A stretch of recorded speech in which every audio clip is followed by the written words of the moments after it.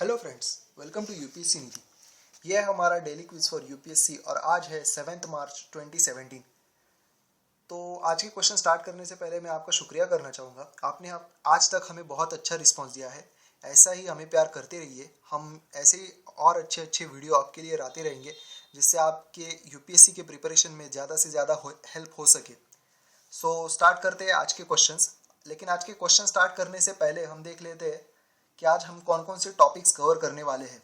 तो सबसे पहले है north Indian reverse, next is river survey, third is wild life institute of India, next is Bogor goals, ये Bogor है बोजोर है क्या पता नहीं लेकिन कुछ तो है, then UN women, HFC 23, next is Indian council of social science research, president, countries band by US, and last is Kurukh language.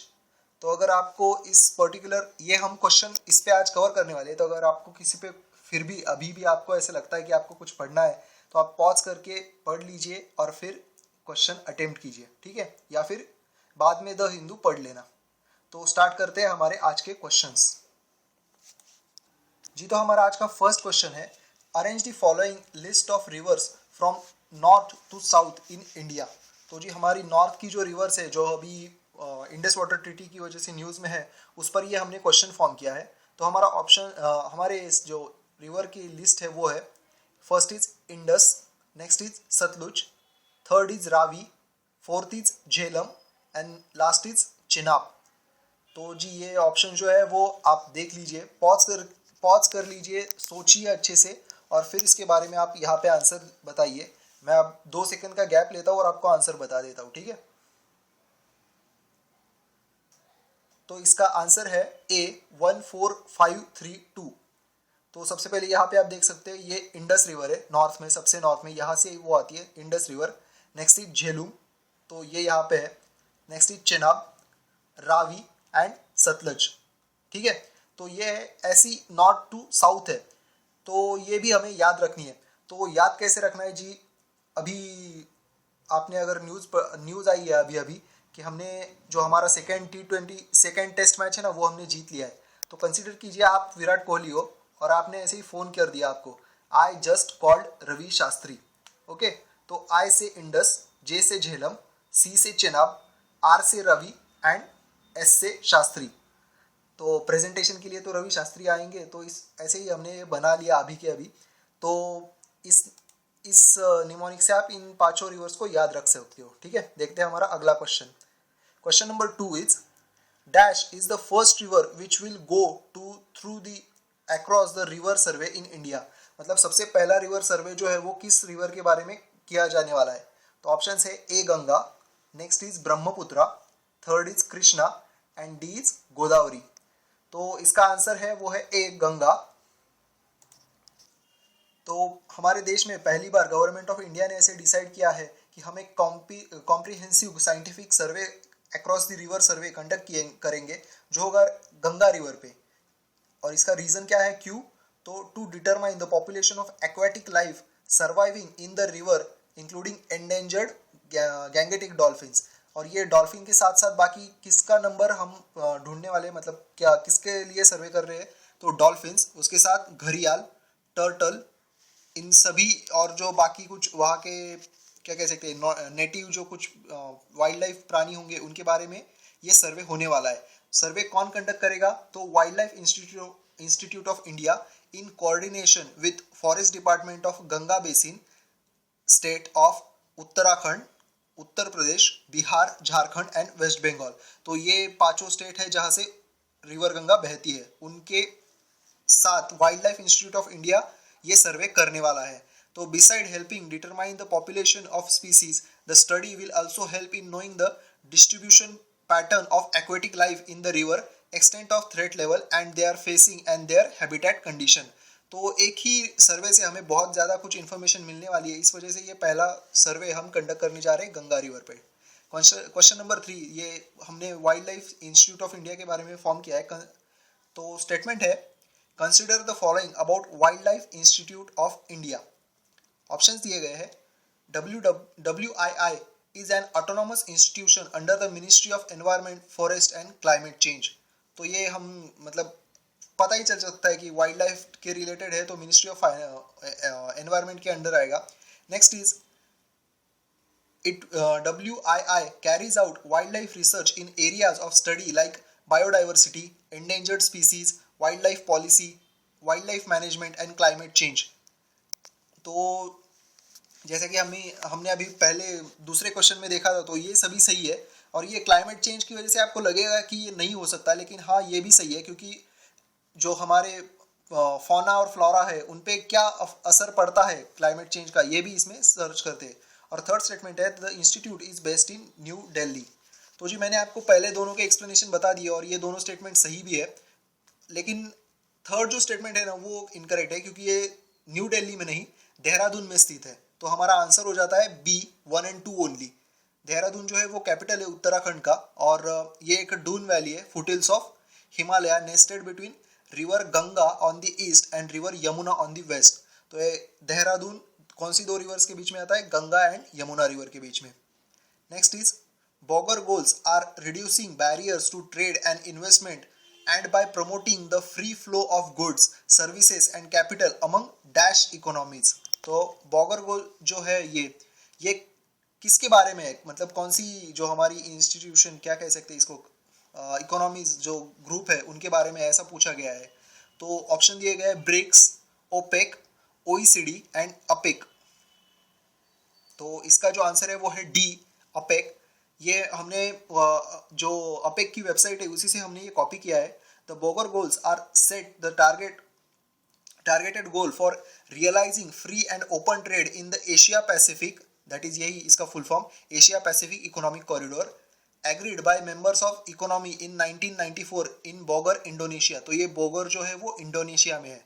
Next is the leader had agreed to adopt the long-term goal for free and open trade and investment in Asia Pacific. तो ये किस पे focus करते हैं? Open trade और open investment India pacific जो हमारा क्षेत्र है उसमें.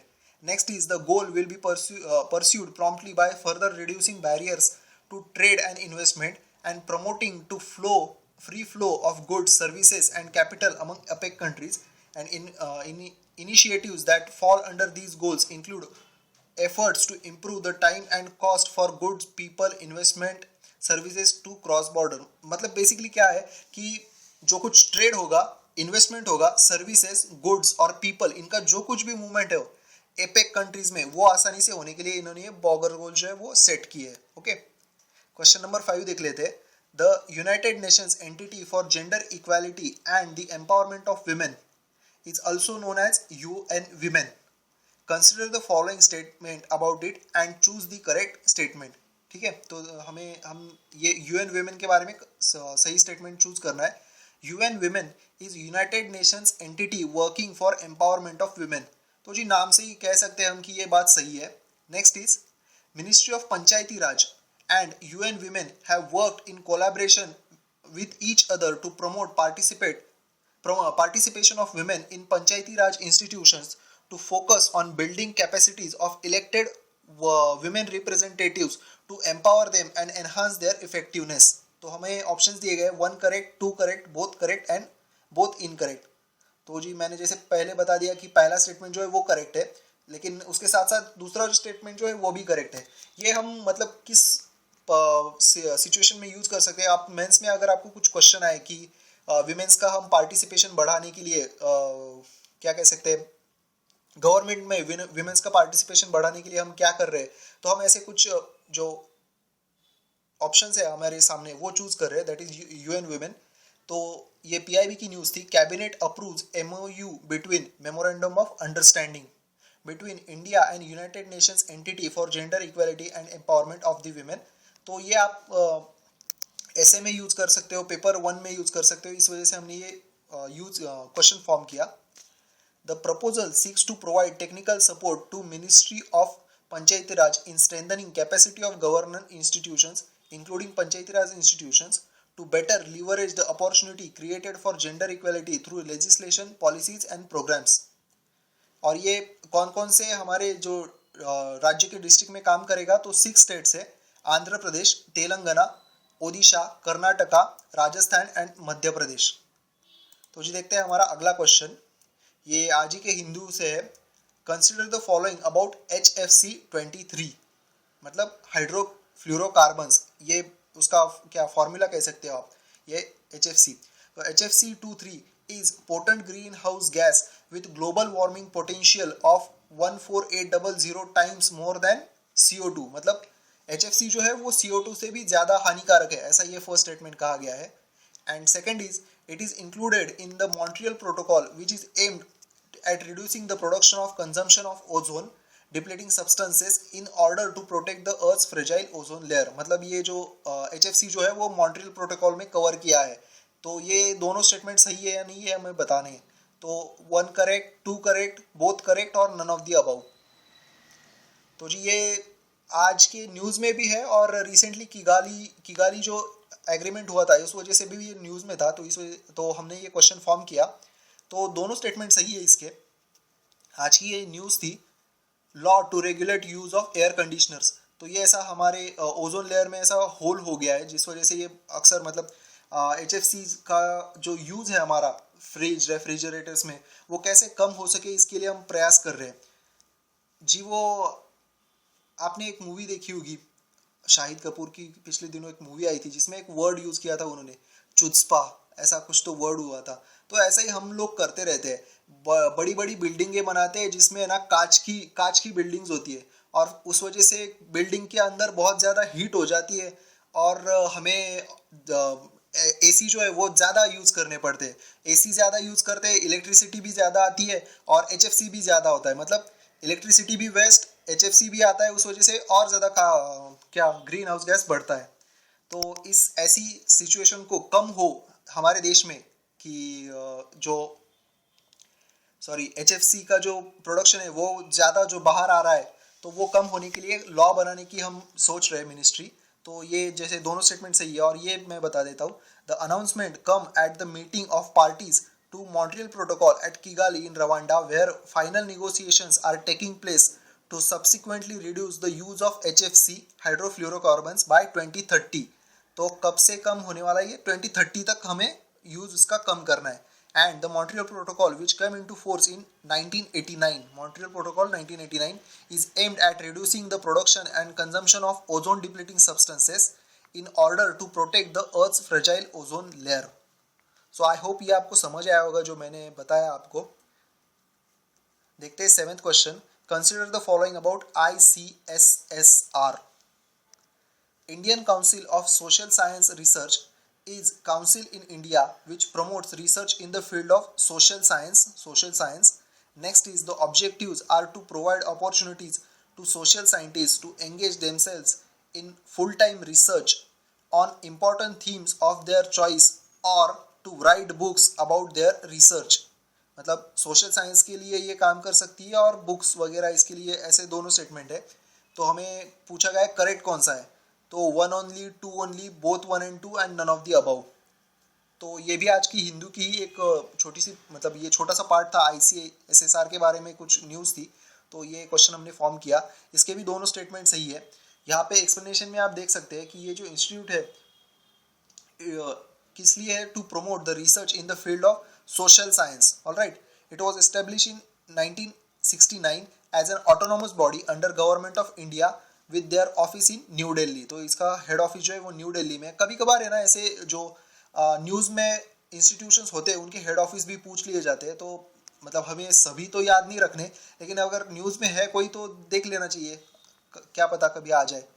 तो ऑब्जेक्टिव, तो इनके ऑब्जेक्टिव क्या क्या है, to provide opportunity to social scientists to engage themselves into full-time research on important themes of their choice or to write books about their research. Next is to assist young scholars who have the potential and competence for research to work full-time on their approved research theme। मतलब अगर young जो हमारे छोटे बच्चे होते हैं, adolescent 18+, उनको अगर साइंटिफिक रिसर्च में कुछ काम करना हो तो इनके लिए भी ये असिस्ट करते हैं। And to assist and to support doctoral students to pursue and complete their research work. And last is ये 4 फेलोशिप प्रोवाइड करते हैं। तो कौन कौन से, national fellowship, seminar, senior fellowship, general fellowship and doctoral fellowship. तो ये जैसे कि आपने बताया, हमने अभी देखा कि डॉक्टरल स्टूडेंट्स के लिए, जनरल स्टूडेंट्स के लिए, तो ये सभी कवर करते हैं। देखते हैं हमारा अगला question. The president shall exercise his powers by, तो ऑप्शन है himself, through officers subordinate to him as per his own wish, next is directly by himself और through the officer subordinate to him as per the provision given in the constitution, and last is only when prime minister ask him to do so। तो जी देखिए president कैसे काम करते हैं, मतलब कैसे वो अपनी पावर्स यूज करते हैं, इसके बारे में एक क्वेश्चन है। तो आप चाहे तो पॉज करके हमारे ऑप्शंस देख लीजिए फिर से एक बार, तो काफ़ी कंफ्यूजिंग ऑप्शंस लगते हैं ये ऐसे हमेशा। हिमसेल्फ तो नहीं है, ये बात तो पक्का है। तो देखते हैं आंसर, वो है सी, डायरेक्टली बाय हिमसेल्फ और through the officer subordinate to him as per the provision given in the constitution. तो कॉन्स्टिट्यूशन में जो कुछ प्रोविजन की गई है उस हिसाब से प्रेसिडेंट मेनली काम करते हैं। उनके लिए वो मतलब अपनी मर्जी से कुछ डिसीजन तो ले सकते हैं, लेकिन पर्टिकुलरली जो मेन काम है वो कॉन्स्टिट्यूशन पे ही करते हैं ऐसे। अब मैं और क्या एक्सप्लेनेशन दूँ, समझ नहीं आ रहा, sorry. Next is 9th question, arrange the following from west to east considering Greenwich mean time as a reference point. मतलब हमें कंसिडर कीजिए कि लंदन यूके को रेफरेंस पॉइंट करके इन्हें वेस्ट टू ईस्ट लगाना है। तो हमारे ये जो स्टेट्स दिए गए ना, ये कौन से हैं जिसको यूनाइटेड नेशंस ने बैन कर दिया है, जो अभी रिसेंटली आज की भी न्यूज़ है कि बैन 2.0 ऐसे कुछ तो न्यूज़ आई थी। तो ये उनमें से देश है। तो हमारा मैप का भी रिवीजन हो सके इस वजह से हमने ये क्वेश्चन ऐड किया है। तो Libya, Sudan, Syria, Yemen and Iran, ठीक है। तो आप ऑप्शंस यहाँ पे पॉज करके देख लीजिए, मैं डायरेक्टली 2 सेकेंड लेके इसका आंसर बता देता हूँ। आंसर है सी, 1 2 3 4 5। यहाँ पे देखिए ये है लीबिया, तो हमने वेस्ट टू ईस्ट जाना था, तो ये है लीबिया। सबसे पहले यहाँ से जाते वक्त यहाँ पे ग्रीनविच मीन टाइम होगी, तो यहाँ से लीबिया। नेक्स्ट इज यहाँ पे ये सूडान और साउथ सूडान, ये रिसेंटली 2 पार्ट्स में, मतलब 2 देश अलग अलग हुए हैं। नेक्स्ट इज सीरिया कहाँ पे है? सीरिया यहाँ पे है। और ये जो एरिया है ना, ये बहुत ही ज़्यादा न्यूज़ में होता है और यूपीएससी इसमें बहुत बार क्वेश्चन पूछती रहती है। तो यहाँ पे है ये सीरिया। नेक्स्ट इज यमन, ये यहाँ पे यमन है। ये यमन और ओमेन, ये दोनों के बीच में आपको कुछ अगर चाहिए हो तो आप बना लीजिए, क्योंकि ये कंफ्यूजिंग रहते हैं हमेशा, यमन कहाँ है, ओमेन कहाँ है। एंड लास्ट इज ईरान, ठीक है। सॉरी ये इराक नहीं, ठीक है, मैं देखता हूँ, अगर कुछ गलत हो तो आप बताइए, सॉरी अगर कुछ गलत हुआ हो तो। देखते हैं हमारा last question, which of the following state government has recently gave official language status to one of the endangered tribal language Kurukh. तो ऑप्शंस दिए गए हैं, अरुणाचल प्रदेश, वेस्ट बंगाल, तमिलनाडु एंड महाराष्ट्र। तो जी इसका आंसर है कुरुख। जो लैंग्वेज है, ट्राइबल लैंग्वेज, इनको ऑफिशियल लैंग्वेज स्टेटस दिया है वेस्ट बंगाल ने, ठीक है, वेस्ट बंगाल द्वारा दी गई है। इसका ये जो लैंग्वेज है ना, ये द्रविडियन फैमिली से है। देखिए द्रविडियन फैमिली मतलब जो हमारे साउथ के जो स्टेट्स है लगभग सारे, तमिलनाडु, कर्नाटका, केरला, आंध्र प्रदेश, इनमें ये द्रविडियन लैंग्वेज, मतलब वहाँ की जो लैंग्वेज है वो द्रविडियन फैमिली में मेनली इंक्लूड होती है। लेकिन फिर भी ये कुरुख जो लैंग्वेज है वो कहाँ तक पहुँच चुकी है? वेस्ट बंगाल तक। तो हमारी जो यूनिटी इन डाइवर्सिटी रिलेटेड अगर कुछ क्वेश्चन हो फर्स्ट पार्ट में, फर्स्ट पेपर में, तो इसके ये आप कोट कर सकते हो कि जो एक पर्टिकुलर लैंग्वेज है कुरुख, वो अभी वेस्ट बंगाल में भी इसको ऑफिशियल लैंग्वेज का दर्जा दिया जा चुका है। तो हमें हमारे देश में यूनिटी कितनी है, डाइवर्सिटी में भी कितनी है। तो language is spoken by Oraon and Kisan tribes, और ये जो लैंग्वेज है उसको यूनेस्को द्वारा लिस्ट ऑफ एंडेंजर्ड लैंग्वेज में, दैट इज वल्नरेबल की स्टेट में ऐड किया गया है। तो फ्रेंड्स ये थे आज के questions. Thank you so much, हमारे चैनल को सब्सक्राइब कीजिए and thank you so much जो आपने आज तक हमें रिस्पांस दिया है। Have a wonderful day ahead.